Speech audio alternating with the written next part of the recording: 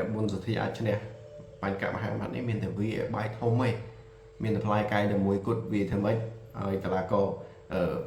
បញ្កមហាម៉ាត់ហ្នឹងបាយត្រូវពេទ្យប្រជុំខ្ញុំគិតថាអាចឈ្នះបើក្រៅពីអាវុធផ្សេងខ្ញុំគិតថាបុណ្យសទ្ធាគឺយឺតជាងមហាម៉ាត់ទាំងក្មេងទាំងកម្លាំងទាំងអាវុធធ្ងន់ទាំងការតាំងចិត្តខ្ពស់បាទគឺគាត់មានគ្រប់គ្រឿងតែម្ដងអញ្ចឹងរឿងមួយដែលឲ្យបុណ្យសទ្ធាអាចឈ្នះទៅលើបញ្កមហាម៉ាត់គឺមានតែផ្លែមួយវាបាយទេបាទបញ្កយ៉ាស៊ីនគឺដូចខ្ញុំលើកឡើងអញ្ចឹងគឺគាត់ល្អច្រើនជាងនៅអាវុធក៏ដូចជាកាយសម្បទានស៊ូរបស់គាត់បាទអញ្ចឹងអាចថាបន្ទុកលើបច្ចុប្បន្នទីទេពទៅហើយច្បាប់ទីទេពគាត់បុកស្អិតគាត់ល្អបាទប៉ុន្តែបើប៉ះគេធន់ដូចអំបាយសាមអីជាដើមគាត់ពិបាកក្នុងការបុកគេទៅដែរហើយស៊ូគាត់បានដើម្បីទឹកទេបុកផឹងមិនទៅទេគឺពិបាកហើយបងរវាងបច្ចុប្បន្នទីទេពនិងយ៉ាស៊ីនបាយយកមួយណាសម្រាប់អ្នកទាំងពីរនេះ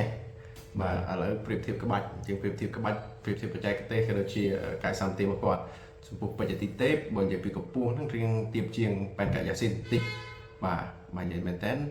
បញ្កយ៉ាស៊ីនគេរៀងធំជាងហើយបើនិយាយភាពធន់របស់គាត់អ្នកទីពីរធន់ដូចគ្នាបាទបើនិយាយអាវុធគេថាធ្ងន់ដូចគ្នាប៉ុន្តែ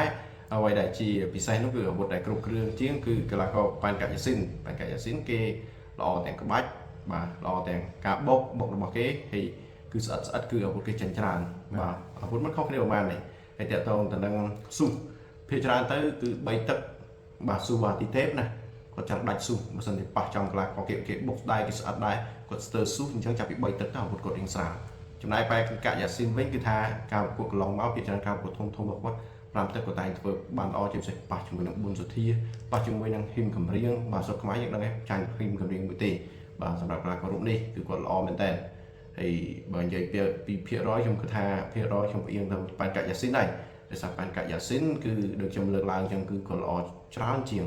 នៅអាវុធក៏ដូចជាកាយសម្បទានស៊ូរបស់គាត់បាទអញ្ចឹងអាចថាបន្ទុកលើបច្ចុប្បន្នទីទេពទៅហើយច្បាប់ទីទេពគាត់បុកស្អិតគាត់ល្អបាទប៉ុន្តែបើប៉ះគេធន់ដូចអំបាយសាមអីជាដើមគាត់ពិបាកក្នុងការបុកគេទៅដែរហើយស៊ូគាត់បានដើម្បីទឹកទេបុកផឹងមិនទៅទេគឺពិបាកហើយមានបងប្អូនខ្លះទៀតគាត់សួរថាចំណុចបានបច្ចុប្បន្នទីទេពហ្នឹងឈ្នះហ៊ឹមកំព្រៀងត្រឹមតែទឹកទី1ហើយសម្រាប់កីឡាករបាទបច្ចុប្បន្នទីទេពនេះគេប៉ះហ៊ឹមកំព្រៀងគេហូបតែទឹកទី1ទេបើងាយមើលហ៊ឹមកំព្រៀងទៅចាញ់ទៅឈ្នះកីឡាករបញ្កមហាម៉ាត់វិញបាទអញ្ចឹងធម្មតាការប្រកួតក្បាច់គុណវាមិនដូចជាគណិតវិទ្យា1+1ស្មើ2បាទ2 × 2ស្មើ4ទេ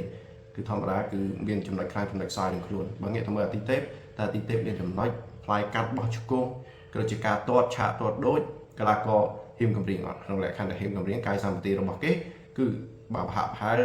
នឹងកីឡាករយ៉ាស៊ីនដែរអញ្ចឹងសម្រាប់ការប្រកួតនៅថ្ងៃខាងមុខនេះខ្ញុំឲ្យលទ្ធភាពដែលអាចឈ្នះណាបាទប្រហែល% ទៅកាន់បញ្កយ៉ាស៊ីនហ្នឹង60%បច្ចុប្បន្នទីទេពតែ40%ទេហើយមួយទៀតខ្ញុំចង់និយាយបើបច្ចុប្បន្នទីទេពតែប្រហែល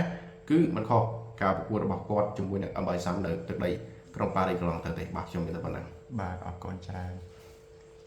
ស្គប់នឹងបងចោលការប្រកួតរវាងបញ្កបមាម៉ាត់និងបុណ្យសទ្ធាហ្នឹងមិនវិញបងសម្រាប់អ្នកទាំងពីរខ្ញុំគិតថារឿងមួយអ្នកបុណ្យសទ្ធាអាចឈ្នះបញ្កមហាម៉ាត់នេះមានតែវាបាយធំឯងមានតែផ្លែកាយតែមួយគត់វាធ្វើម៉េចហើយកីឡាករបញ្កមហាម៉ាត់ហ្នឹងបាយត្រូវពេទ្យប្រជុំខ្ញុំគិតថាអាចឈ្នះបើក្រៅពីអាវុធផ្សេងខ្ញុំគិតថាបុណ្យសទ្ធាគឺយឺតជាងមហាម៉ាត់ទាំងក្មេងទាំងកម្លាំងទាំងអាវុធធ្ងន់ទាំងការតាំងចិត្តខ្ពស់បាទគឺគាត់មានគ្រប់គ្រឿងតែម្ដងអញ្ចឹងរឿងមួយដែលឲ្យបុណ្យសទ្ធាអាចឈ្នះទៅលើបញ្កមហាម៉ាត់គឺមានតែផ្លែមួយវាបាយទេបាទបុណ្យសទ្ធាយើងគិតថាយើងធ្លាប់មើលបាទការប្រកួតរបស់គាត់គឺ